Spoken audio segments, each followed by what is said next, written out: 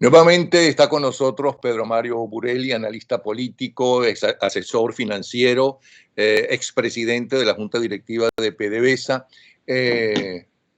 y uno de los hombres más solicitados en los programas de opinión en diferentes canales del mundo entero.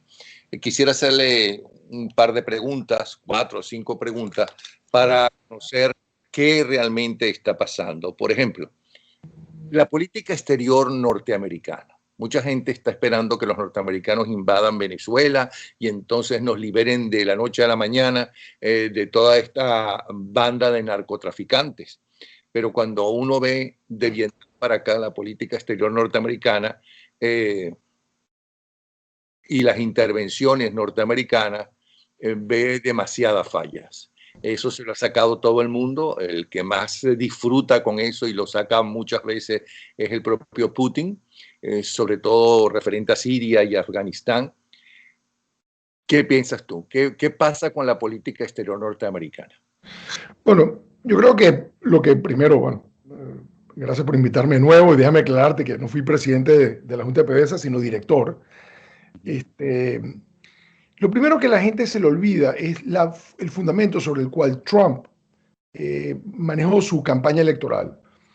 La esencia de su campaña es: vamos a hacer a América grande otra vez. América, obviamente, definiéndose en el sentido angosto que usan los norteamericanos para definir a los Estados Unidos. Vamos a hacer a los Estados Unidos grande otra vez.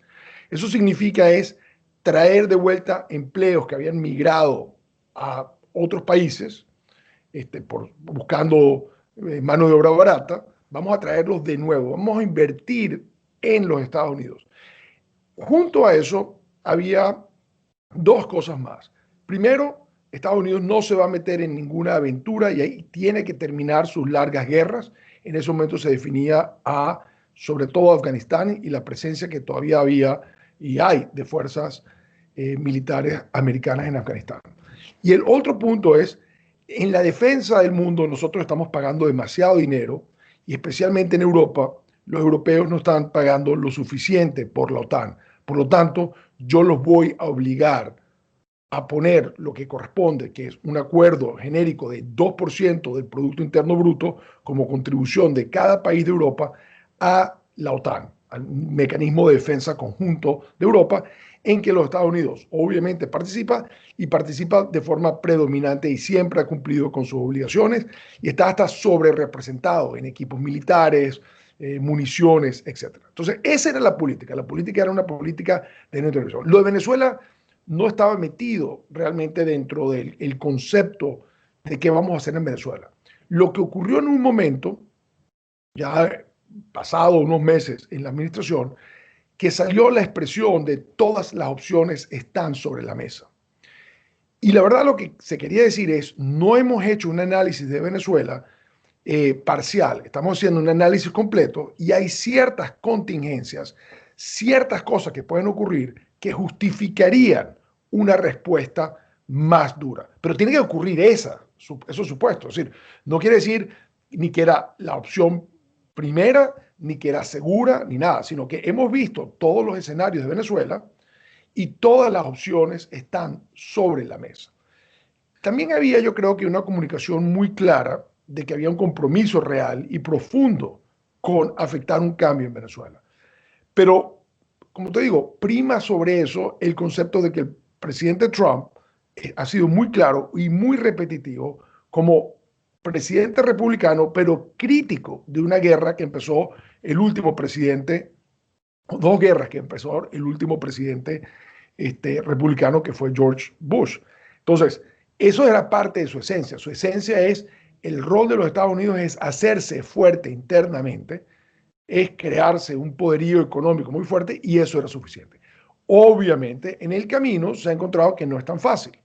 En la búsqueda de mayor contribución de los europeos para la OTAN, ha dañado un poco esa alianza. Es decir, la relación entre Alemania y Estados Unidos, Alemania siendo el país más importante de Europa y Estados Unidos siendo su aliado fundamental. Los alemanes ven en la posguerra que Estados Unidos ha sido su aliado clave. No solamente fue aliado en la reconstrucción, pero fue sobre todo un aliado importantísimo en la lucha contra el comunismo y más todavía en la reunificación de Alemania. Entonces, si tú le preguntas al gobierno alemán cómo se sienten hoy tratados por Trump, te dirían que muy mal, y con ellos, en cierta manera, Francia y en cierto lugar Inglaterra o el Reino Unido, que también se siente incómodo. Esto, por ejemplo, lo ves en las discusiones sobre Irán. Esto es bastante importante que lo veamos también así. Si tú ves las discusiones sobre Irán, que podemos tocar un momento después, estos tres países, aliados naturales de los Estados Unidos, el Reino Unido, Francia y Alemania, están en contra de la política de Estados Unidos con Irán. Y en las Naciones Unidas están absteniéndose de los votos que está pidiendo Estados Unidos. En Venezuela, el Reino Unido, Francia y Alemania son aliados de los Estados Unidos. Entonces, estas son las complejidades que uno tiene que empezar a ver. Es decir, el mundo está muy cambiado. Hay otro elemento que cambió desde el principio vamos a decir, la percepción que hubo desde que comenzaron las relaciones con China, que mayor apertura económica, mayor aceptación de China iba a resultar en una China próspera y democrática, y resultó que es una China muy próspera y muy autocrática y con una voluntad de extender y tener poder en el mundo, que no lo ejercieron otros dos países que se volvieron fuertes económicamente, como fueron Alemania en los 70 y Japón en los 80. Ellos nunca quisieron jugar un papel preponderante, habían sido derrotados en la guerra, estaban felices de que se habían vuelto y reconstruido como grandes poderes económicos, pero nunca aspiraron a tener poder político. China,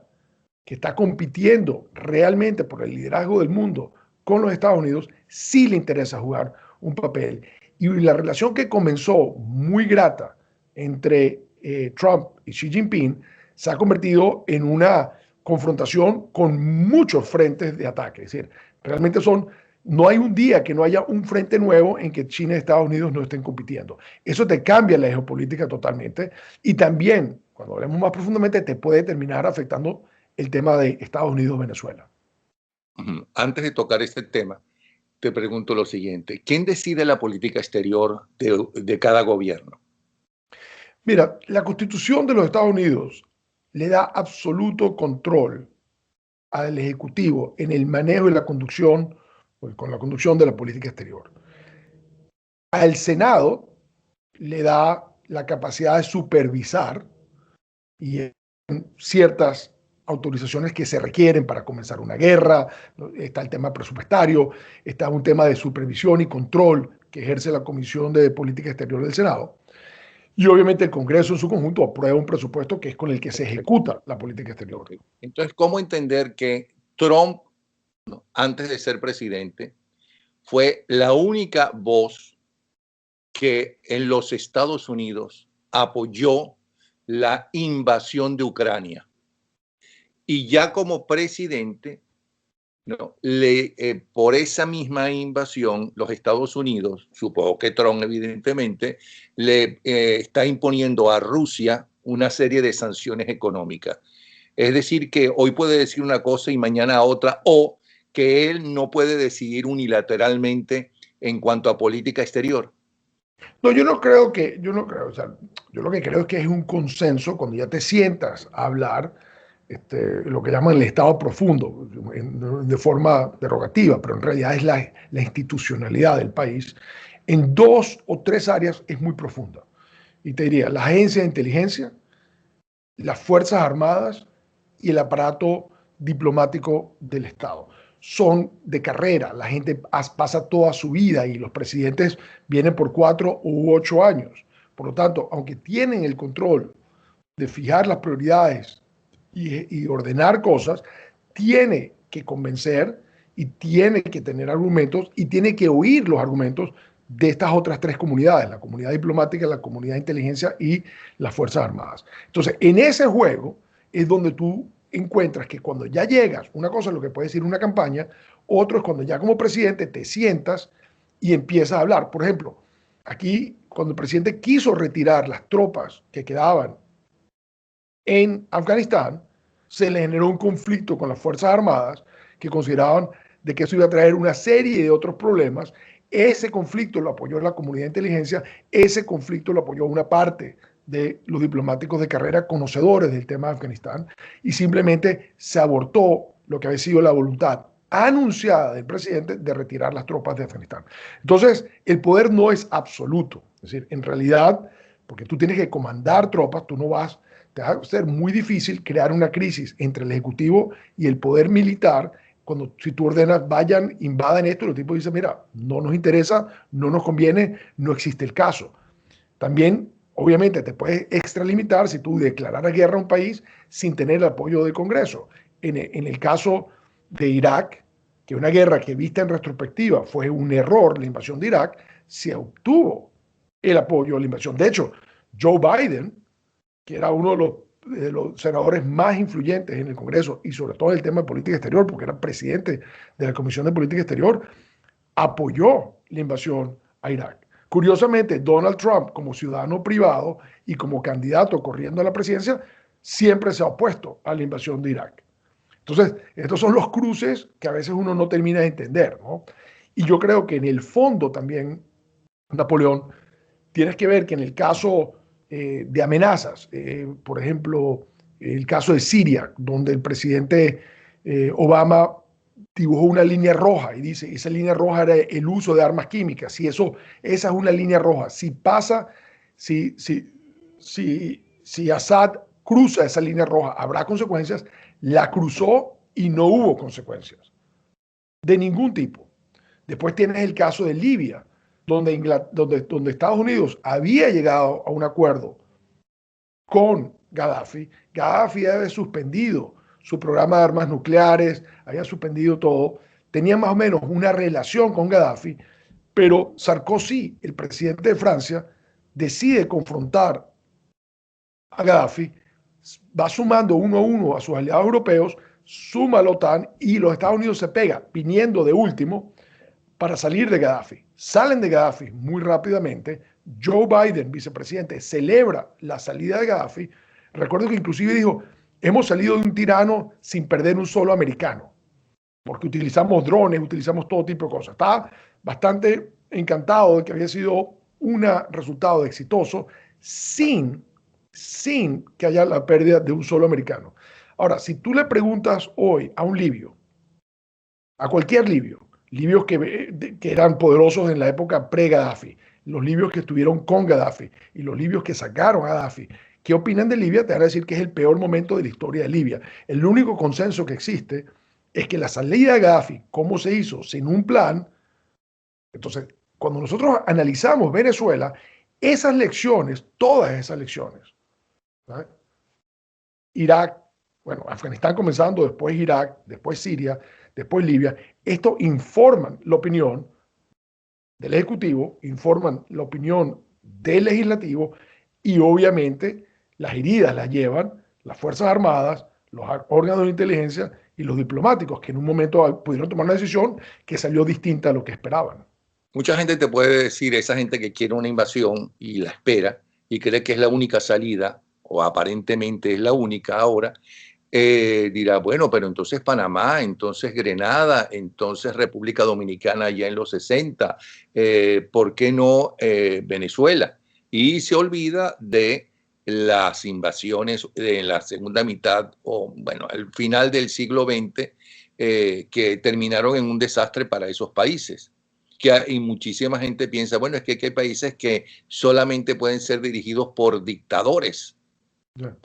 Mira, obviamente a mí no me gusta sacar comparaciones. Yo creo que la situación de Venezuela es bastante única. Yo creo que un diagnóstico correcto de Venezuela te lleva a una conclusión muy compleja. Es decir, yo siempre he dicho, si tú tienes un paciente y todos en la cama y por fin decidimos que lo que tiene es un tumor etapa 4 en el cerebro, bueno, ahí tienen que entrar cirujanos craneales, oncólogos y todo el equipamiento de eso. Cualquier otra cosa que haya podido tener el paciente o que tenga el paciente simultáneamente, puede tener un problema de rodilla, puede tener hongos en el pie, puede tener un problema en el conducto urinario, puede tener un problema de válvula del corazón. Lo que va a matar al paciente es un tumor etapa 4 en el cerebro. Y yo creo que si tú te equivocas en el diagnóstico, te vas a equivocar en el remedio. Pero si aciertas en el diagnóstico y cometes el error de utilizar el remedio equivocado, es tan malo. Entonces, ¿cuál es el problema que yo veo de Venezuela? El problema de Venezuela es un problema inédito y definitivamente inédito en el hemisferio occidental. Este es el primer estado profundamente mafioso que existe, con tentáculos de crimen organizado internacional, con gobiernos que están jugando juegos insospechables. Esto no va a ser fácil imaginar una transición democrática con una Venezuela que pueda prosperar de nuevo si tú no atacas problemas que van más allá. Si tú sacas, esta noche se monta Nicolás Maduro en un avión y se lleva a los 50 personas que nosotros casi todos podríamos hacer una lista de quiénes serían. Muchos de estos problemas todavía quedan en Venezuela. Muchos no, lo más grave es todavía, porque entonces Exactamente. anarquía Entonces, total. mi punto de vista, yo creo que uno no debería tener una discusión con la comunidad internacional en base a una invasión. Es una locura. Así no se vende. Yo creo que uno tiene que tener una discusión con la comunidad internacional sobre cuál es el problema y llegar a un acuerdo común, llevarlos a un diagnóstico común, ponerle presión, evitar que se enfoquen en el problema que tiene el paciente en la rodilla, evitar que digan hay que ponerle una crema porque tiene hongos en el pie el paciente. No, hay que enfocarlo, que este paciente tiene un tumor etapa 4 en el cerebro y hay que obligar a que la comunidad internacional se enfoque en la Venezuela que existe, no en la Venezuela que ellos quisieran que existiera. Si uno hace ese enfoque, uno va a llegar a una conclusión, independientemente de cómo sale Maduro, eso lo podemos dar para después, que para darle gobernabilidad y para permitir esa recuperación de la sociedad venezolana, de la economía venezolana, tú tienes que enfrentar unos retos con fuerza. Es decir, no hay ningún gobierno de transición, como lo quieras llamar, inclusive como lo llama el mismo gobierno americano, o sea, este esquema, el framework de transición, eso requiere un aparato de seguridad. De hecho, en lo más sencillo, Napoleón, llevar ayuda humanitaria a Venezuela en las cantidades que se requieren para paliar las carencias infinitas de los venezolanos. Son convoys y convoys y convoys de camiones recorriendo las calles de un país y las carreteras de un país gigantesco en que tienes que proteger a los convoys, tienes que proteger a los depósitos de esa ayuda, tienes que dar garantías y seguridad en el momento de repartirlo, cual sea el mecanismo que tú hagas, y eso va a tardar mucho tiempo. Solamente eso requiere un plan de seguridad internacional muy grande. Entonces, mi percepción es, independientemente de cómo salga Maduro, porque eso lo estamos dejando al margen en este momento, el futuro de Venezuela, la supervivencia, la gobernabilidad de un gobierno democrático va a necesitar un plan gigantesco de ayuda en el tema de seguridad, si no es inviable. El momento que el gobierno nuevo le diga a los carteles, ya no soy tu socio, ya yo te voy a perseguir, o que le diga a la guerrilla colombiana, ya tú no puedes ejercer tu autoridad en estados venezolanos, te tienes que regresar. ¿Aló? Desde ayer tenemos problemas con internet. De donde viniste. Entonces, en el momento que tú tengas que enfrentar eso, si un gobierno de transición no se sostiene si no enfrenta esto, y si lo enfrenta y no tiene con qué ganar, tampoco va a tener éxito. Entonces, el tema de seguridad, de hecho, te puedo decir una cosa, Napoleón, la parte más débil de toda la aproximación, tanto de la comunidad internacional como del Plan País, del gobierno interino, de la Asamblea Nacional, es el tema de seguridad. Es el tema que nunca han querido tocar de lleno.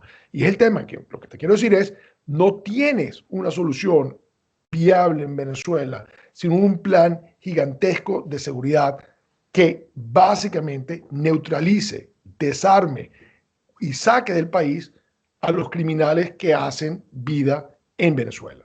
Bueno. De todas partes del mundo. Ok. Entonces, pero no me dice, no hemos llegado a cómo salimos de Maduro. Pero el punto es que yo creo que la venta del problema se tiene que vender. Yo no le tengo que decir a los Estados Unidos, y te lo aseguro, ni a Colombia, ni a Alemania, ni a Francia, ni a Inglaterra, qué es lo que está pasando en Venezuela. Esos países saben mucho más que ningún venezolano de lo que está ocurriendo en Venezuela. La agencia de inteligencia de los países principales conocen la situación de Venezuela a nivel de detalle que asusta. La pregunta es ¿por qué no actúan? Quizás también porque asusta, ¿ok? También porque es mucho más complejo el problema de lo que la gente cree.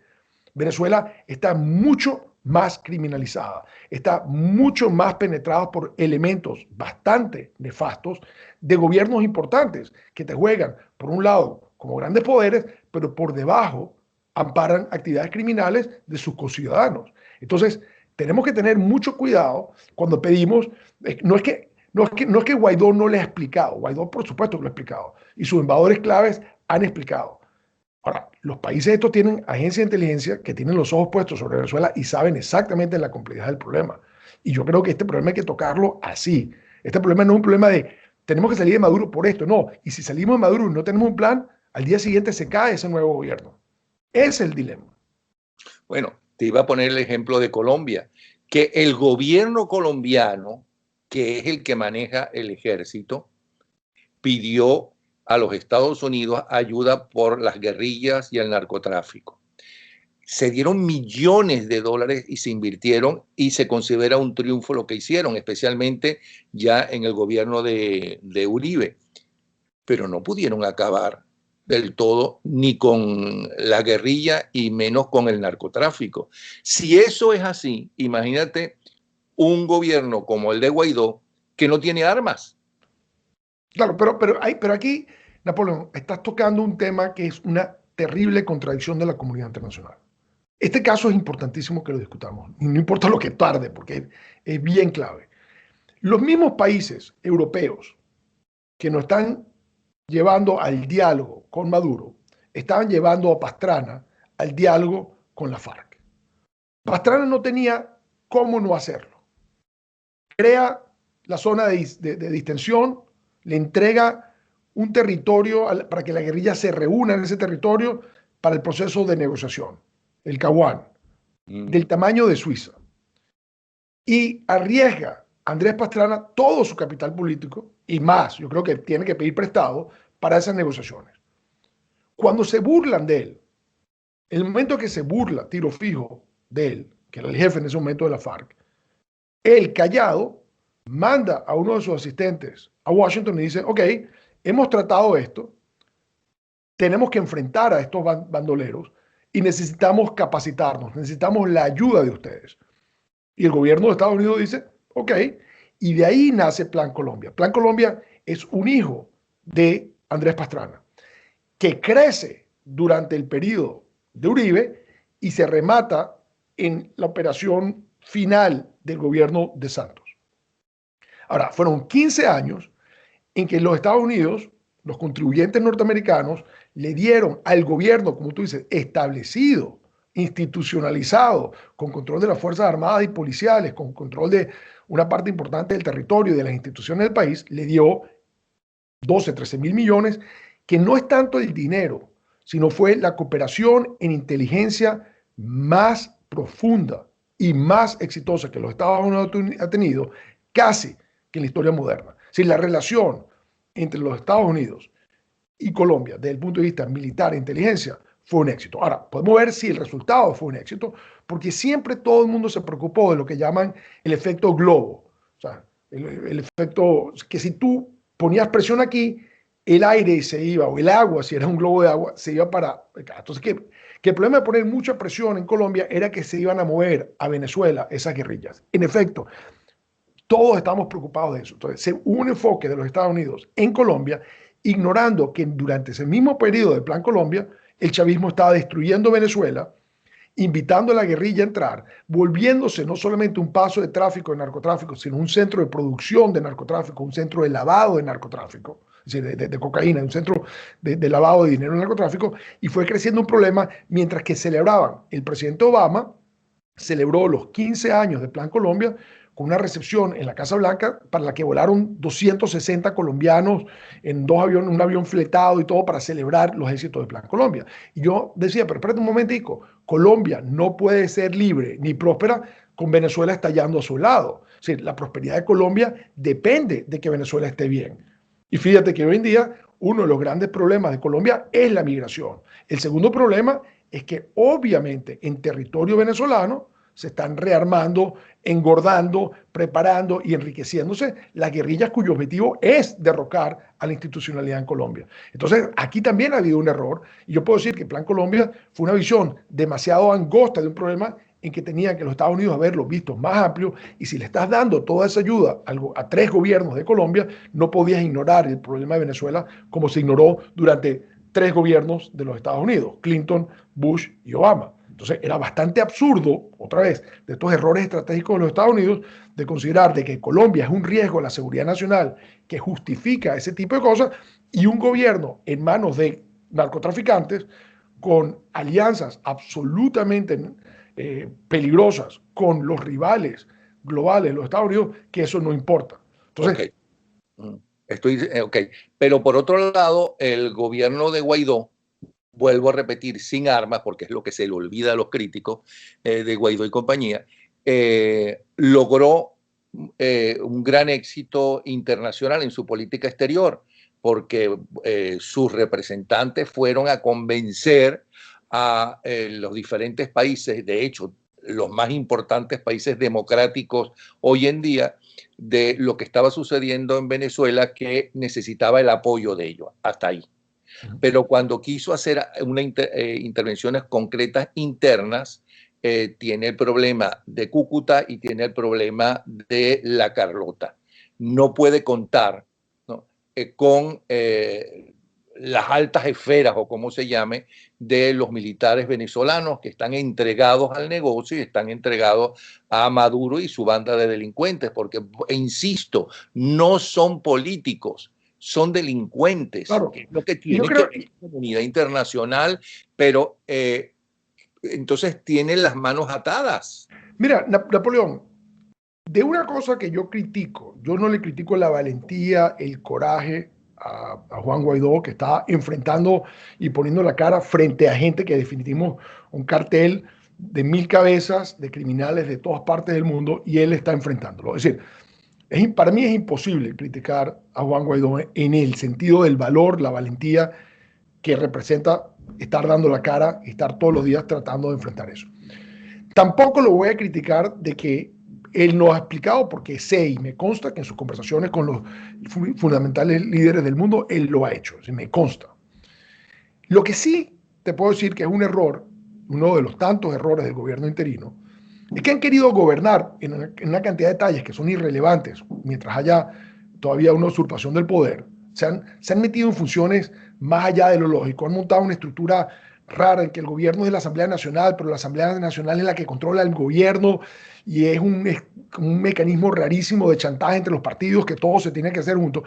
Y quizás tal vez por eso, lo que no han hecho desde el primer día, Napoleón, desde el primer día, es montar un Consejo de Seguridad y Defensa. Que si tenía que estar en el exterior, que se tenía que tener con elementos militares de clandestinidad en Venezuela, o sea, contribuyendo y comunicándose. Ellos han descuidado el problema fundamental del país, y lo han descuidado porque los partidos, cada quien tiene el militar que le gusta, el amigo que le gusta, este militar que es el que te informa, con el que estás conspirando y no sé cuánto, y tú no te puedes presentar como contraparte seria del mundo en el tema de seguridad y defensa si tú no tienes como tu primer equipo. Tú puedes haber nombrado, ok, tengo un canciller y 10 embajadores en el mundo, punto. No tenías que tener 40, pero sí tenías que tener al lado de esa estructura de política exterior una estructura de seguridad y defensa de hace mucho tiempo. Hoy en día, 17, 18 meses después de que es reconocido por 60 países, todavía esto no ocurre por conflictos infantiles, irresponsables, dentro de eso que se llama el G4. Entonces, cuando se pide la ayuda, cuando se quiere entrar, si tú quieres entrar a una cooperación con la Agencia de Inteligencia del Mundo y quieres sentarte a hablar con las Fuerzas Armadas del mundo, tú tienes que tener unas contrapartes correctas, tú tienes que tener personas que entiendan de ese tema, tú tienes que tener militares que hablen con militares, gente que sepa algo de inteligencia del mundo hablando con gente que está analizando eso. Tú no puedes hacer esto ni por la prensa, ni por pedido, ni diciendo que hay que implementar un artículo de la Constitución que si se implementa automáticamente todo ocurre. O sea, el nivel de irresponsabilidad colectivo de los políticos opositores venezolanos con respecto al tema fundamental de Venezuela, que es la seguridad, la defensa, la soberanía, cómo se garantiza la gobernabilidad del país, es absurdo. Si Maduro se va mañana, que es lo que todo el mundo está deseando, ¿cuánto tiempo dura el que lo sustituya? ¿Cuánto? ¿De qué sirve? No aprendimos nada que salió el señor Chávez. Carmona cometió unos errores militares, fundamentalmente, absolutamente militares, dándole el poder de las Fuerzas Armadas en las decisiones, los puestos claves a la Marina, marginando al ejército, y duró lo que duró. No aprendimos esa lección, no aprendimos lo importante que es este tema. Una persona reconocida por 60 países no debería decir, aquí tengo yo a mi representante en seguridad y defensa. En el viaje que hizo por el mundo no debería estar viajando junto con su canciller, también con su persona de seguridad y defensa, que en las reuniones aparte, en las mismas reuniones, pudiera explicar perfectamente la situación. O sea, Guaidó lo hizo, Guaidó lo planteó. Una reunión de 2 horas en la Casa Blanca, estaba el secretario de Defensa, el jefe del Consejo de Seguridad, y la discusión fue muy fundamentada en estos temas reales, estos retos que tiene Venezuela. Esto Ahora, fue... ¿cuál es la Fuerza Armada venezolana? ¿Dónde está? Lo digo por lo siguiente. Creo que los civiles todavía le tienen mucho miedo y tienen base, ¿no?, a individualidades a los militares y que se queden con el poder e instauren una dictadura. Ok, mucha gente dirá, bueno, pero nunca es peor que lo que tenemos. Sí, se puede ser todavía peor, ahí no hay límites. Pero, por otro lado, el régimen también teme a los militares, porque de todos estos indultos de 111, ¿no?, casi la mitad es de políticos, de presos políticos, pero no hay ni un solo militar. Por supuesto. Eso significa que le tienen miedo a los militares. Claro, pero también tienes que ver que los militares... Su gente le tiene miedo a los militares. Sí, pero también tienes que ver que los militares le tienen desconfianza a los civiles. También, ¿Eh? sí. Y hay muchas historias, y hay mucha gente, y muchos improvisadores, y muchas cosas que han ocurrido en que se ha generado esa desconfianza. Ahora, la realidad, y te lo digo de esta forma, Venezuela no tiene solución sin el apoyo de la comunidad internacional. Ese apoyo de la comunidad internacional en su primera fase tiene que ser muy enfocado en garantizar la seguridad del país y la gobernabilidad, mucho más que la ayuda económica. Eso viene después. Entonces, y las Fuerzas Armadas venezolanas, algún componente se tiene que acoplar a esto, si no es inviable el país, si no tenemos una guerra civil o una guerra entre los de afuera con los de adentro. Entonces, si uno entiende y uno hace el diagnóstico correcto, yo diría, a mí no me duele decir, nosotros no somos un país soberano, Napoleón, un país que no se puede alimentar, un país que no se puede sanar, un país que no tiene cómo recuperar su agricultura y mucho menos su petróleo, sin ayuda, inversión internacional, no en país soberano. Eso ya yo lo lloré. La pérdida de soberanía que ha ocurrido durante muchos años, yo ya la lloré. Yo sé que en la recuperación de Venezuela, muchos extranjeros van a tener que ver, porque el que pone la música, el que paga la fiesta pone la música, como dicen. Entonces, cuando hemos arruinado el país, la industria petrolera se destruyó, Napoleón, en 20 años, a plena luz del día, frente a todo el país, frente a la asamblea, frente a los políticos, frente a todo. Yo no vi un debate de la gente, lo hubo al principio con la gente del petróleo, es decir, la gente dentro de la industria petrolera defendiendo su industria y de ahí en adelante más nada. Ahora, cuando tú llegas a una situación en que Venezuela no tiene industria petrolera, en que Venezuela literalmente, una cosa increíble, y te lo digo así porque tú eres tan curioso con la... Si Venezuela está, o sea, la fiebre española azotó a Venezuela en el año 18. Ahí estábamos con Juan Vicente Gómez. Y estamos prácticamente en la época prepetróleo. Si nosotros estamos volviendo 100 años después a la época de Juan Vicente Gómez, cuando Juan Vicente Gómez todavía no había tomado control del país, cuando había una pandemia que estaba haciendo estragos y cuando no tenemos el petróleo, éramos un país bastante pobre. Ahora, ahí estamos de nuevo. Un país en que Maduro, para mantenerse en el poder, le ha dado a militares para que los militares no lo tumben, poder dejando hacer lo que quieran, le entrega pedazos del país a quien sea internacionalmente que lo pueda apoyar y no está enfrentando una pandemia para la que no estamos preparados. Estamos exactamente, nosotros retrocedimos 100 años. ¿Qué crees tú que debe hacer, además de las presiones que ya se hacen, y ahora viene la del gas, ¿no? La comunidad internacional para salir de ellos? Porque tú dices que sin la comunidad internacional no salimos de esta banda de narcotraficantes.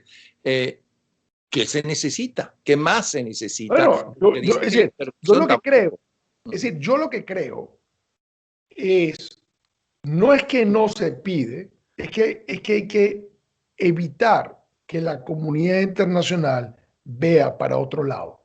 Si nosotros tuviéramos un canciller que estuviera cumpliendo sus funciones reales, ¿okay?, que no lo hace, estaría todo el día en los programas de televisión de todos los principales países del mundo, explicando qué es lo que está pasando en Venezuela, evitando que ningún gobierno pueda mirar a esos otros dolencias que son más fáciles, más sencillas de solucionar. Cuando la gente dice la solución de Venezuela es una elección libre, no sé qué, ¿a cuál problema es una elección la solución? ¿Cuál de los problemas se soluciona con elecciones? Yo te quiero plantear que en Venezuela, con un Estado totalmente arruinado, desinstitucionalizado y el país en manos de elementos armados, internos y externos, no se puede conducir unas elecciones libres. La elección no es la solución para ese problema. Ni siquiera la elección se puede hacer correctamente. Entonces, el punto de un gobierno interino, en vez de ponerse a gobernar y crear comisiones y pretender que la asamblea existe y pasar leyes y todo eso, debía haber decidido: vamos a crear las condiciones para que el cese de la usurpación tenga más probabilidades. El gobierno interino no tenía ningún sentido. Perdona, cuando dices que el canciller, exactamente la política exterior de Guaidó es la que uno puede decir que ha sido realmente un éxito por ese apoyo de 60 países. Sí, pero que ese apoyo no vino de un trabajo de la Cancillería. Bueno, de la Cancillería bueno, ¿y que a quién convenció a Estados Unidos y a Trump de que había que apoyar a Venezuela como lo ha hecho Trump? Bueno, pero es un trabajo de mucha gente. Bueno, pero un trabajo también muy sencillo, Napoleón. Era un trabajo porque Maduro se había robado una elección, 72 países habían dicho que no lo aceptaban. Es obvio que no podían aceptarlo como presidente si se juramentaba. Entonces, la primera parte del trabajo ya estaba hecho, que era el no reconocimiento de este. Ahora, el artículo 233 de la Constitución es tan sencillo, que las cancillerías de esos 60 países, a las consultorías jurídicas, a las cancillerías no les tardó mucho tiempo decir: oye, esto es clarísimo, aquí hay un vacío de poder y lo llena esta persona. Entonces, yo no creo que, acuérdate, eso ocurrió casi muy rápido, muy automático, y con Estados Unidos, Canadá, Colombia y Brasil buscando a esos otros aliados que se sumaran a esta causa. ¿Okay? El trabajo de llamar por teléfono, el trabajo de eso, en el fondo lo estaba haciendo otro. Sobre ese reconocimiento es que se monta un gobierno y aparece una cancillería, etcétera. Pero ya como un hecho después del reconocimiento. Ok, pero entonces, ¿qué tiene que hacer la comunidad internacional que tú dices que sin ella no sale esta gente? Bueno, la comunidad internacional tiene que tener consistencia, coherencia. El mismo Estados Unidos, Napoleón, que pareciera ser nuestro principal aliado, comete cosas como la siguiente. Un día decide develar las acusaciones que tiene el Poder Judicial contra Maduro, Padrino y otros. Esa información se sabe hace mucho tiempo. Si los Estados Unidos sabía que Nicolás Maduro era un narcotraficante y lo muestran en las acusaciones de que está metido en el negocio, desde 2007 lo venían siguiendo. ¿Ok? Eso lo dicen un día. 2 días después le ponen el precio de 15 millones en la cabeza a él y 10 millones a otros. Y el día después, el señor Abrams dice que en una futura elección presidencial, Maduro puede ser candidato. Bueno, eso es incoherente.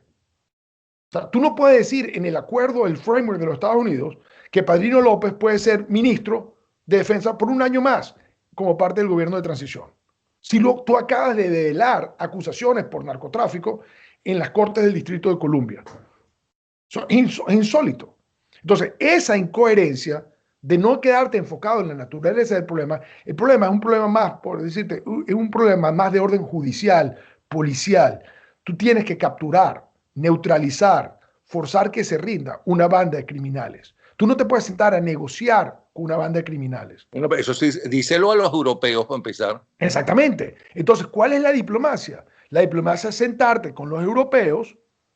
¿Okay? ¿Por qué el Vaticano entra y sale tan rápido? ¿Por qué el Vaticano entró? No, volvió a entrar. Volvió a entrar ahora. No. Para apoyar a Cuba y apoyar a Maduro. No. Falso.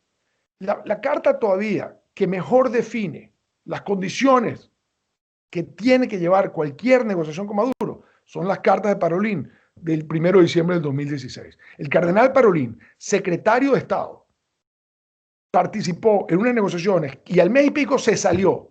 ¿Y tú sabes por qué se salen? Porque ellos entienden, y creo que el Vaticano está muy claro, que la iglesia no tiene herramientas para lidiar con criminales. Puedes lidiar con problemas y disputas políticas, puedes lidiar con problemas étnicos, puedes inclusive, con el caso de Chile y Argentina, lidiar con problemas fronterizos. Pero cuando tú defines el problema, y eso es lo que ha hecho los Estados Unidos, a través de sus sanciones y sus acciones judiciales, le ha dicho al mundo, estos son los criminales. Señores, trátenlos como criminales e insistan. Y nosotros tenemos que quedarnos, este es un problema criminal, no es un problema diplomático sujeto ni a elecciones ni a relaciones. Lo definiste como tal, es un tumor etapa 4 en el cerebro que va a matar, sino que ya mató al paciente, que es Venezuela. ¿Okay? No podemos seguir viendo cuál tipo de implante en la rodilla hay que ponerle y cómo, o sea, qué válvulas se utiliza en el corazón. Esos son daños, unos que incomodan y otros que a la larga pueden tener un problema, pero lo que está matando al paciente es algo que está definido. Los Estados Unidos, con el aparato judicial más grande del mundo, el aparato de inteligencia más grande del mundo, le ha dicho al mundo, esto es lo que es este gobierno. Sí. Y Borrell, por la Unión Europea, Claro, y pero, los claro, vagabundos que dirigen España, vamos, y, vamos, y eso lo va a convencer a los vamos, argentinos vamos a otro problema. y al Vaticano, que es de Claro, ese Papa es de izquierda. claro, pero mezclemos eso. El Vaticano, el Papa no está metido en esto. La política de Venezuela No, la maneja Parolín. y ¿Okay? no. Pero él es la máxima autoridad, acuérdate, el Pero no Papa. Eso es importa. vertical. Pero no extrapolemos la posición de la iglesia. O sea, cuando el Papa y Parolín, después de la elección de la Asamblea Nacional Constituyente, escriben una carta exigiendo que no se constituya ese cuerpo ilícito, constituyente, pero anticonstitucional. Escribe una carta con la firma chiquitica del Papa diciendo que no se haga. Al día siguiente se instaló con Delcy Rodríguez de presidente de la Asamblea. O sea, en el fondo, uno tiene que ver esta jugada. Cuando tú estás lidiando con criminales, tienes que llegar a la conclusión de que van a actuar como criminales. Tú no te puedes sentar en una mesa en Oslo. Y esto es un error garrafal de la oposición. Porque tú al sentarte con ellos, tú estás mandando una señal equivocada. Maduro nunca va a negociar. Maduro nunca va a ganar nada en una mesa de negociación. Para que haya una negociación exitosa, Maduro tendría que ceder. En las negociaciones la gente tiene que ganar. En la FARC con Colombia, la FARC sabía que estaba a punto de que la destruyeran. ¿Okay? Segundo, la FARC estaba muy clara de que iba a negociar una participación política. Los puestos que recibió la FARC en el Congreso de Colombia no los recibiría por votos nunca. Por lo tanto, para la negociación en la FARC era ganar. Y Colombia era ganar, es parar el conflicto y para Santos ganarse el premio Nobel. Ahí era ganar, ganar para las dos partes. En las negociaciones en Oslo y en Barbados nunca hubo esa condición. El error de seguir negociando, error cometido por el gobierno interino, ¿okay? Ese error es que tú mandas una señal incorrecta cuando decís, no, mira, yo no negocio con esto porque estos son unos criminales. Estos criminales tienen una serie de códigos que no lo van a permitir negociar y básicamente no. ¿Por qué?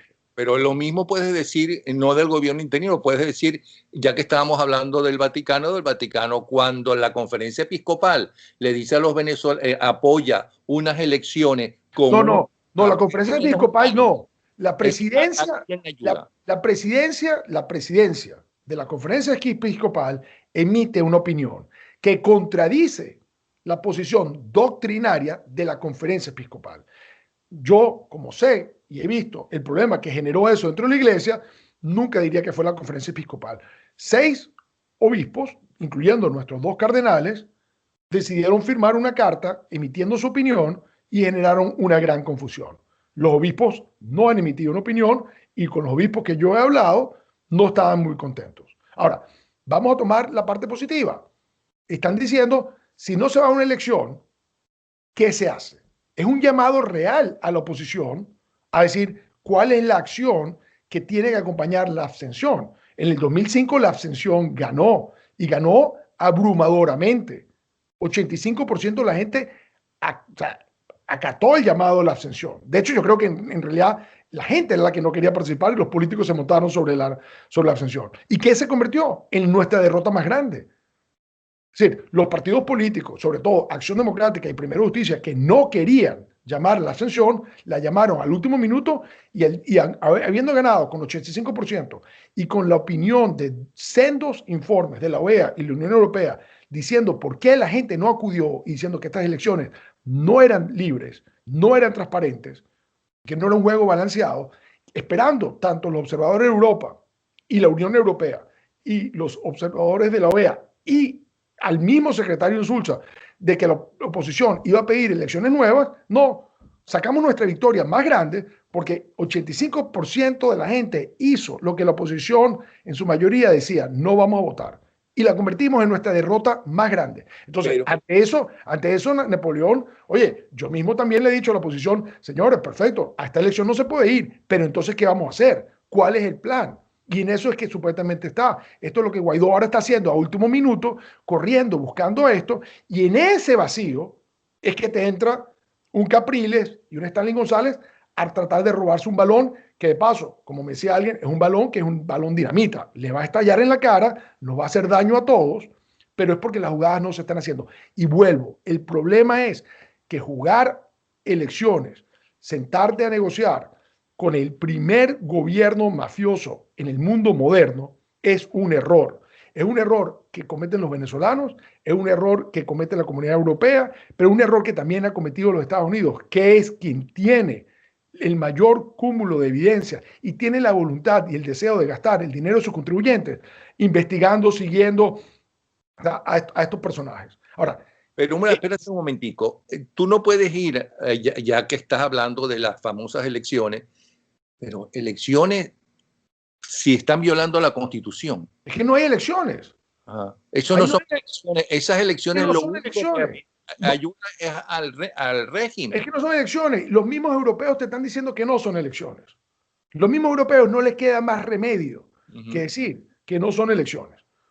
¿Okay? Entonces, ese punto no es discutible. Es que te entendí apoyando a la Iglesia y al Vaticano. No. Que sí, que había que ir a elecciones, que si no hay elecciones, ¿cuál es entonces el plan B? Napoleón, ese es el punto. Tú tienes, o sea, si tú quieres buscar con pinzas lo que trató de decir la presidencia de la conferencia episcopal, que como te digo, tiene valor de opinión, no tiene valor doctrinario. Cuando los obispos en un país se pronuncia como conferencia episcopal, eso tiene valor doctrinario. Esa es la posición de la iglesia. Esto no, esta es la opinión de esos 6 obispos. ¿Okay? Punto. Ahora, lo que están diciendo, en el fondo, es algo que no es ilegítimo, te estoy diciendo. Si no vas a ir a las elecciones, porque está diciendo que esa no es la ruta, y yo creo que el mundo está diciendo que esa no es la ruta, ¿qué vas a hacer? ¿Qué le vas a pedir al mundo? ¿Cómo vas a convertir este error nuevo del régimen de robarse los partidos políticos, de montar un CNE, de comprar unas máquinas chimbas, de montar un proceso totalmente fraudulento, cómo lo vas a convertir en la palanca para salir de ese régimen? Yo creo que eso es legítimo. Bueno, a la dirigencia política en ese sentido. Pero internacionalmente ya está comprobado que inclusive Maduro y su banda tienen precio su cabeza, ¿no?, en millones de dólares. Claro. Que esos son unos delincuentes internacionales. Tú no le puedes aplicar la Constitución venezolana, que es un papel que está allí y que violan cuantas veces le ha dado la gana, y no solamente ellos, pero ellos son los más exagerados, ¿no?, en violar los más descarados. Tú no puedes entonces, ¿cómo se llama?, otra cosa que recordarles que no se pueden hacer elecciones, que no se puede por las buenas sacar a esa gente, porque es una banda de delincuentes que son los primeros que violan la Constitución. Claro, pero es que esa ha sido la posición. Pero espérate, una cosa, desde que Chávez renunció, ¿ok?, en la madrugada del 11 para el 12 de abril, y que se fue caminandito hasta Fuerte Tiuna, porque nadie le puso una pistola en la cabeza, y regresó, todo eso ya es ilegal. Todo eso es ilegal porque él renunció. Por supuesto, pero lo que te estoy diciendo, Napoleón, yo veo, por ejemplo, déjame enfocarme en el tema este que estamos hablando de la abstención. La oposición y el mundo piden la observación electoral. ¿Okay? Y los observadores reconocidos dicen, no vamos a observar la elección porque no cumple con ninguna condición. Tanto la OEA como la Unión Europea dijeron, nosotros no mandaríamos observadores electorales para una cosa que ya de arranque está tan mal. Ahora, Cuando tuvimos la observación electoral en el 2005 y se produjeron esos dos informes, que yo te invito a tu audiencia que los busque, porque se busca en internet, y tú lees lo que esos informes hacen, tú preguntas, ¿cómo es posible que nosotros no exigimos que se hicieran elecciones de nuevo en el 2005? ¿Cómo es posible que fuimos a elecciones en el 2006, el 2007 y todas estas elecciones sin que nada de lo que los observadores decían que había que modificarse se modificara? ¿Dónde está la responsabilidad de la dirigencia política opositora de que cuando tuvimos observación y las observaciones se hicieron y fueron tajantes? Es decir, Chávez, cuando vio el informe de la OEA, empezó a insulsa a Rubén Perina, que era el jefe de la Comisión de Observación, porque ellos temieron que ese informe de observación iba a llevar a la oposición a pedir una nueva elección, porque justificaba ese informe pedir una nueva elección, porque ahí estaba la explicación de por qué 85% de los venezolanos no habían ido a votar. ¿Qué pasó?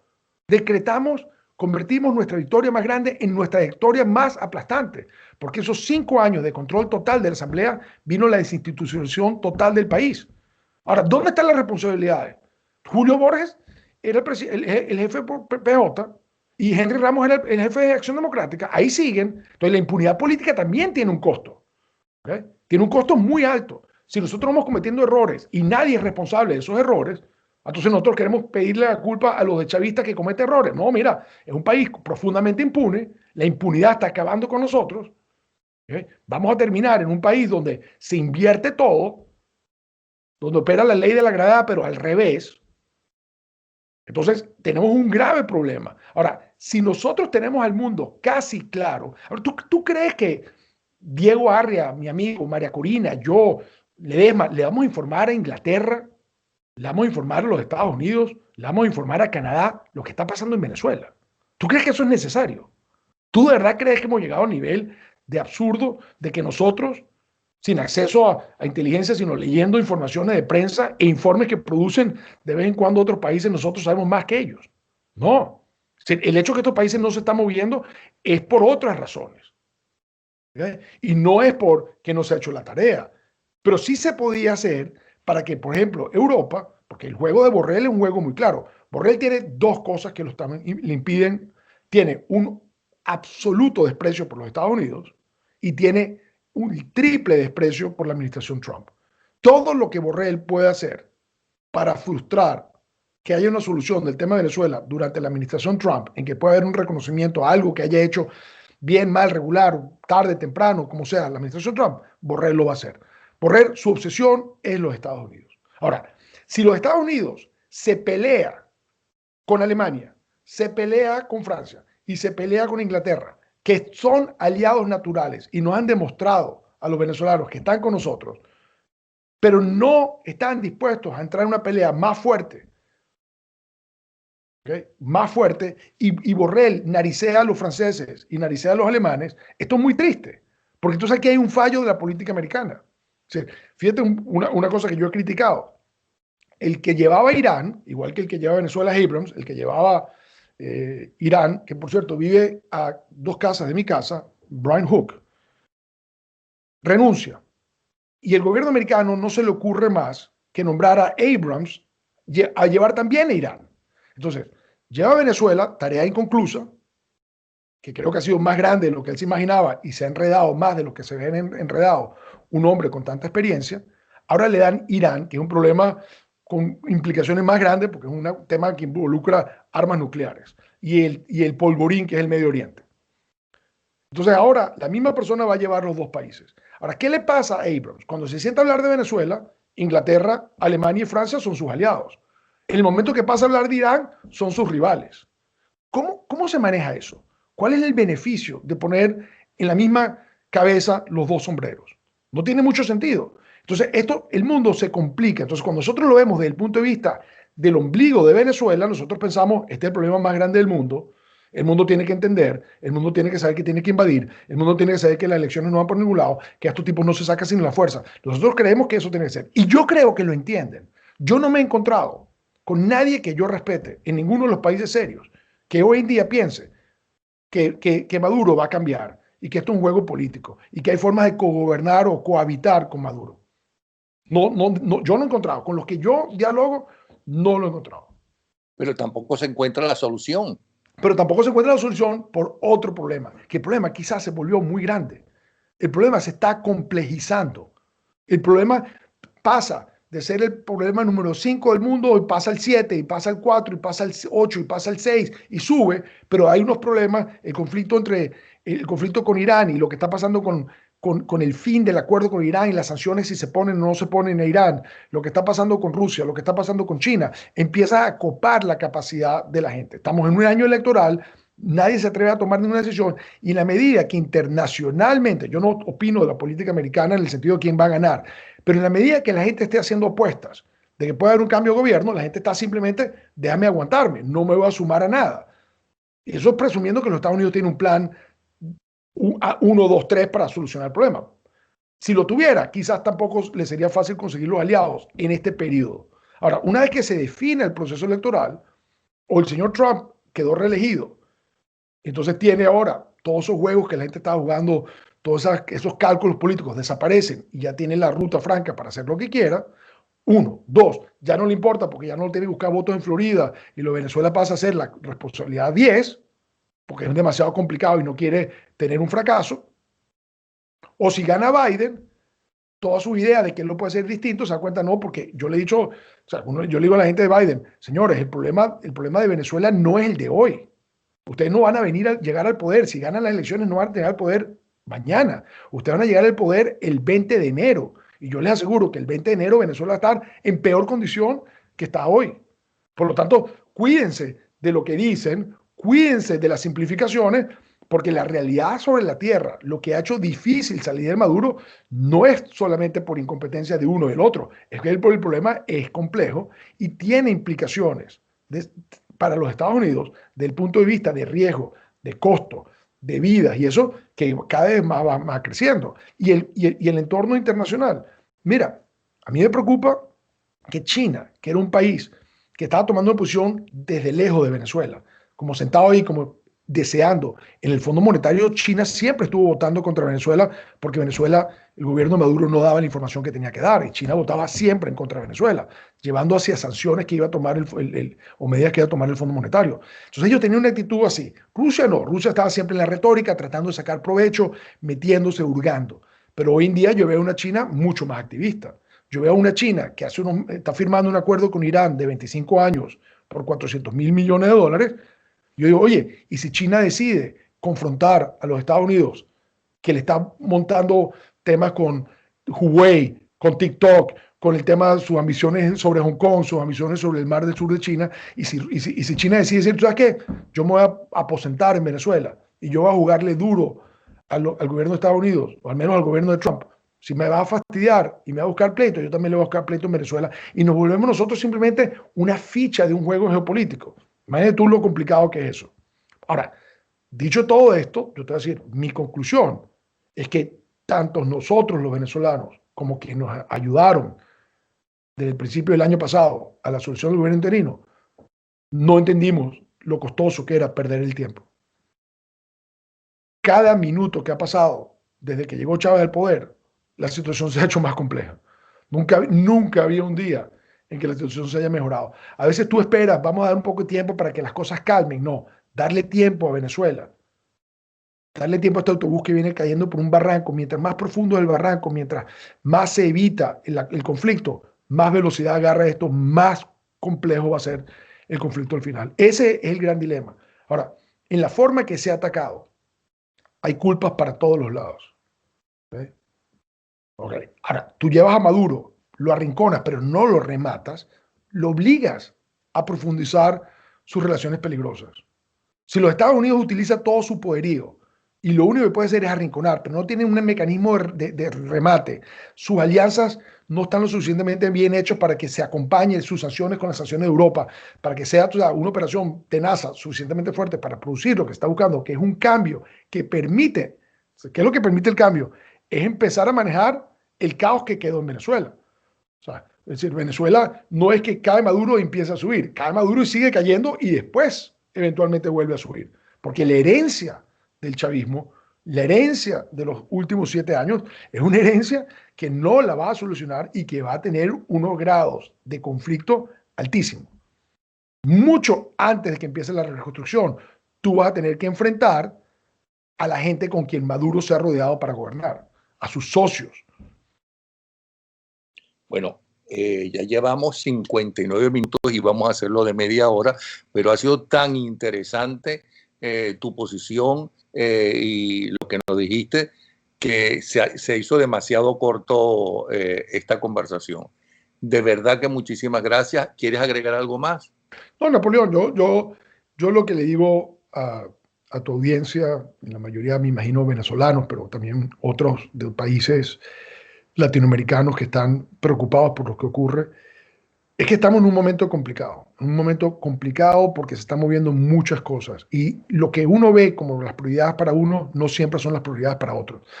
Al final pueden volverse las prioridades de otros. Nunca, lamentablemente, esto ocurre en los tiempos que uno quiere. Una de las cosas que yo he aprendido de la forma más ruda y dura y con muchísimo dolor es que las cosas no ocurren cuando uno quiere que ocurran. Ni siquiera cuando uno tiene la razón, ni siquiera cuando uno tiene la información, ni siquiera cuando la información es de quien esté bien de tomar la información. O sea, la información que yo manejo muchas veces es información que he recibido de los mismos gobiernos que no actúan. Es decir, uno a veces está utilizando contra ellos la información que ellos te están dando a ti para decir, bueno, si tú tienes esta información, ¿por qué no actúas? Entonces, esto no es un tema, yo creo que ha sido terriblemente mal manejado. Yo he visto que se han cometido muchos problemas del gobierno interino porque no era una estructura sostenible, no era una estructura que se montó para durar 17 meses, es una estructura única, no existe el modelo, este modelo no existe. No ha habido ningún país en el mundo en que ha habido dos gobiernos en el mismo código postal compitiendo permanentemente y además en situación de hostilidad completa. Eso no existía. Cuando hay dos gobiernos, uno está en el sur, otro está en el norte, uno está en la capital, otro está en una ciudad secundaria, uno está en el exilio y otro está en el país. Esto que estamos viendo es inédito en todos los sentidos. Las posibilidades de éxito siempre fueron difíciles. ¿Okay? Hay medidas que se han tomado que han debilitado a Maduro y hay medidas que se han tomado que han forzado que Maduro profundice la criminalización del país, ergo lo complicado que va a ser recuperar el país. Entonces, yo creo que ese es el mensaje. Pero recuperar el país, ¿cómo si yo siento que no crees que se pueda recuperar la libertad? Yo creo que si tú recuperas la libertad, tienes que estar seguro que no la pierdas. Por lo Pero tanto, ¿tú crees que se puede recuperar la libertad después de todas las cosas que nos dijiste, de todos los errores que nos hablaste, tanto de la comunidad bueno, internacional es decir, yo como creo que ahí sí, las referentes de países que fueron tomados por una ideología criminal, como fue el caso de Alemania con el nazismo, que fue arrasada por una guerra, y se recuperó y fue muy poderoso. Es decir, las fuerzas que se utilizaron, el juego se rebarajeó. Yo sí creo que dentro de las ruinas y dentro de lo que hay que subir, yo conozco y yo me encuentro todos los días, Napoleón, en conversaciones sobre todo tipo de temas en Venezuela, mucho mejor gente fuera de la política en Venezuela que dentro de la política en Venezuela. Ok, lo que te quiero preguntar, o sea, la recuperación en un país como Venezuela con todo lo que tiene y todo lo que, no solamente en capital humano, sino en minería y demás, eh, es recuperable, pero es difícil. Pero para que pueda ser recuperable, primero hay que salir de la banda de narcodelincuentes. Y yo siento Claro, por que supuesto. no se está saliendo de ellos por errores tanto de la política, de los gobiernos que lo apoyan, fundamentalmente el gobierno norteamericano, como del gobierno, de nuestro gobierno interino. Claro, es decir, aquí hay culpas para repartir para todos lados, ¿ok? Culpas. Ahora, yo creo que el problema fundamental es de los venezolanos. ¿Okay? Ahora, nosotros no tenemos salida sin la comunidad internacional. Yo siempre digo que la comunidad internacional es un nombre como bastante largo para decir los Estados Unidos. Pero ¿Okay? el problema, cuando dices el problema de los venezolanos, ¿cuál es el problema realmente de los venezolanos? El problema de los venezolanos es que el país lo secuestraron unos criminales y sus aliados criminales e internacionales. Ese secuestro ha venido para mantener y preservar el secuestro. Ha venido a través del desmantelamiento de la institucionalidad para garantizar la impunidad que requiere elementos criminales. Es decir, el criminal lo que busca es la impunidad. Busca actuar sin absolutamente ningún tipo de control. Entonces, ese desmantelamiento de la sociedad ha llegado inclusive al fraccionamiento del país. O sea, para Maduro mantenerse en el poder, porque una cosa que yo, para rematar una idea con la que estaba yo terminando, tienes dos dos personas diciendo que son el gobierno. Ninguno gobierna. Lo que hace uno es aferrarse al poder. Eso tiene un presupuesto muy distinto a gobernar, Napoleón. Gobernar es complejísimo, necesitas dinero, capacidades, interés y tienes que solucionar temas de infraestructura, institucionales, servicios. Aferrarte al poder, tienes que tener una gente que te apoye férreamente y unos tipos que te tengan miedo absolutamente. Eso es todo lo que hace Maduro. Eso tiene un presupuesto muy bajo, pero vas destruyendo más al país. Porque cuando tú le dices a un general, mire, en esa zona donde usted está, usted es el jefe de esa, de esa red, y usted, si ahí es contrabando, eso es suyo, si hay tal cosa, eso es suyo, si ahí pasa tal cosa, eso es suyo, si hay minería, usted se encarga de eso. Y tú vas fragmentando el país para ganarte aliados. O tú vas dando concesiones en el arco minero a este y a este amigo y a este otro, esto le da, porque tú piensas, tú estás ganando tiempo, pero tú estás destruyendo al país. Entonces, eso es lo que está pasando. Tienes a un país secuestrado en una situación que porque se le ha dado tiempo, porque la comunidad internacional ha errado en el diagnóstico, ese secuestrador se ha ido pertrechando. Ese secuestrador ha invitado a otra gente. Okay, pero no ha podido deshacerse ni de Guaidó ni de un gobierno interino en la propia Venezuela, en la propia capital de Venezuela. Ninguno ha podido con el otro, pero también es un triunfo de un gobierno débil como el de Guaidó, el débil porque no tiene las armas, ni siquiera puede estar en Miraflores, ¿no? Me explico. Eso es un triunfo. Cuando yo veo a Napoleón, un tipo como Capriles, que no ha hecho nada, en muchísimo tiempo no ha hecho nada, y cuando le tocó hacer, no tuvo lo que se necesitaba para hacerlo, que diga que esto es una fantasía, y tú lo que acabas de decir, no es una fantasía. Maduro, con todo el aparato represivo del Estado, con todos los aliados criminales que tiene, y con algunos de los poderes más grandes del mundo detrás de él, no se ha atrevido a ponerle la mano a Guaidó. ¿Por qué? Porque hay otra estructura de apoyo que Maduro sabe que si la cruza, ahí sí quizás es la raya roja. Entonces, pero eso es lo que te lleva a una situación inédita, que estos dos personajes estén coexistiendo en el mismo código postal, es lo que es inédito. Eso nunca había ocurrido. ¿Okay? Entonces, estamos como venezolanos viendo un país totalmente criminalizado para volver y terminar con el caso de Colombia. Pastrana estaba tratando de evitar que unos miles de guerrilleros en la sierra colombiana y en los llanos colombianos tomaran control del Estado y se hicieran el poder en Colombia. En Venezuela, esos son el poder. Y Guaidó, solo, sin apoyo militar, con muy poco apoyo económico, porque la mayoría del apoyo económico que se cacarea es para los migrantes. O sea, lo que le ha llegado a él es mínimo. Cuando la gente dice, no, el gobierno interino no ha recibido nada. Es una vergüenza. Yo comparo lo que le daban, $1.000 millones prácticamente que recibía Colombia por Plan Colombia, a los $15 millones quizás máximo que Estados Unidos le ha dado al gobierno, para hacer cosas de gobierno, a Guaidó. Es ridículo. Es completamente ridículo. Entonces, sentarse como hace Capriles y decir que esto es una fantasía, bueno, sí, es una fantasía, pero vamos a apoyarla mientras no tengamos una mejor opción. Darle una patada, no. Yo estoy criticando los errores, pero yo no estoy diciendo que tenemos que salir de Guaidó, no. Yo espero que Guaidó recapacite. Guaidó entendió en su viaje por Europa, entendió por su viaje por Norteamérica, de que estos gobiernos lo estaban viendo a él como la persona que lo estaban apoyando. Ellos no estaban apoyando al G4, ellos no estaban apoyando a la Asamblea Nacional, lo estaban apoyando a él como presidente ejecutivo de Venezuela, que iba a liderar en base a su promesa del 1, 2, 3 al país, y que eso es lo que ellos están apoyando. Y eso no te lo estoy diciendo que él debe haber sentido eso. Eso fue lo que él me comunicó a mí, que había sido su impresión de su viaje. Entonces, aquí hay un llamado a Guaidó. Ok, pero él puede gobernar sin el apoyo del G4. Pero es que no tienes que...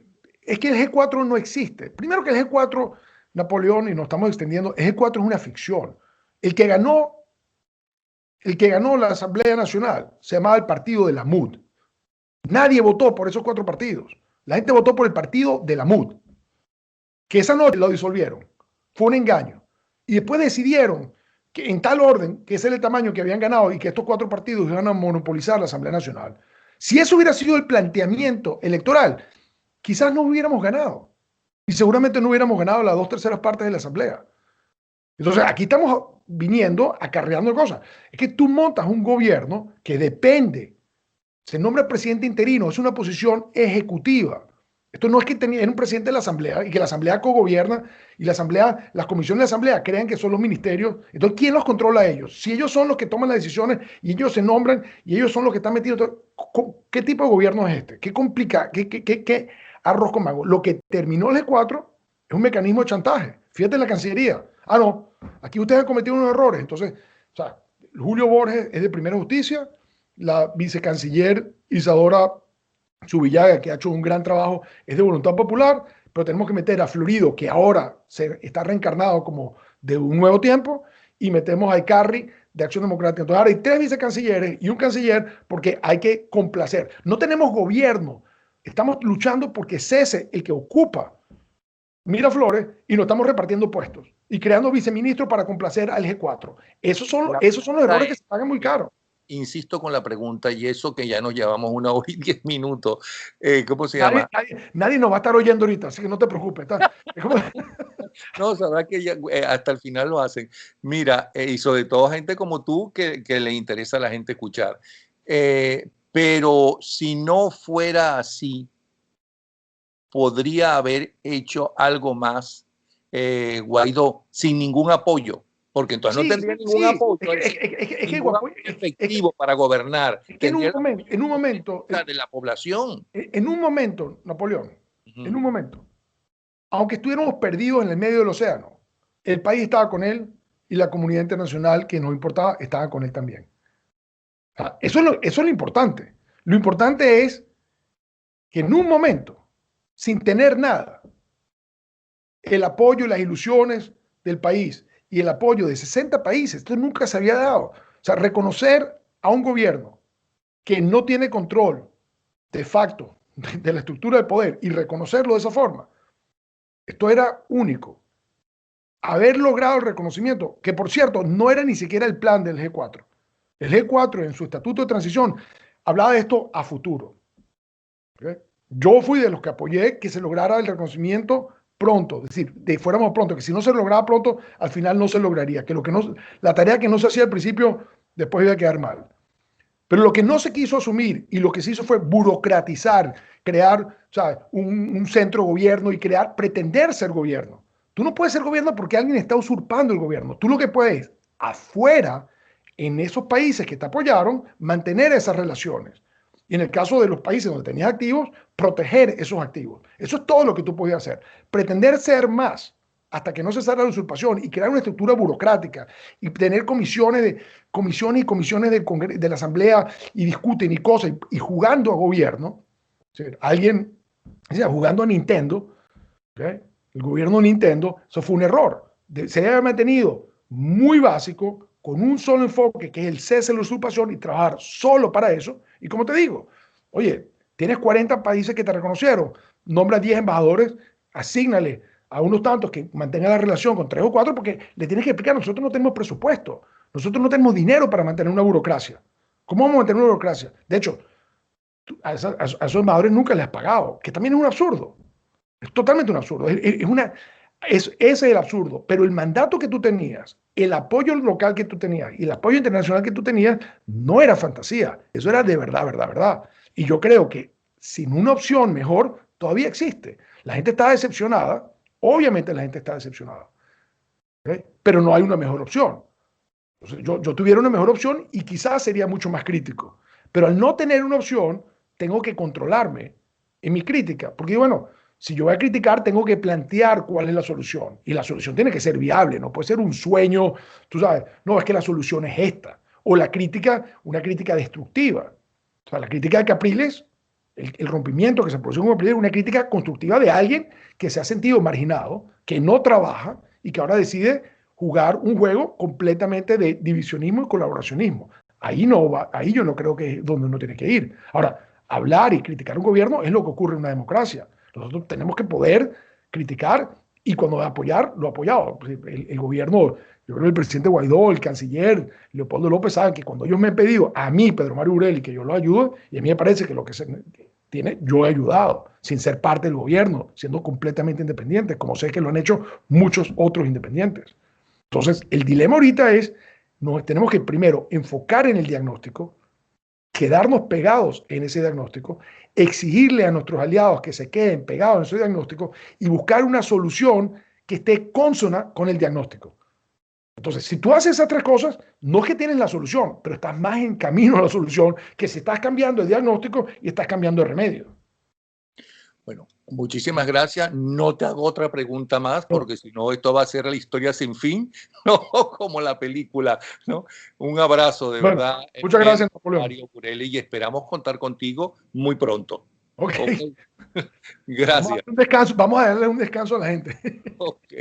No, yo creo que está bien interesante y la gente que quiere conocer diferentes puntos de vista, ¿no? Te agradece muchísimo que participes y bastante. Muchas gracias. Hasta luego.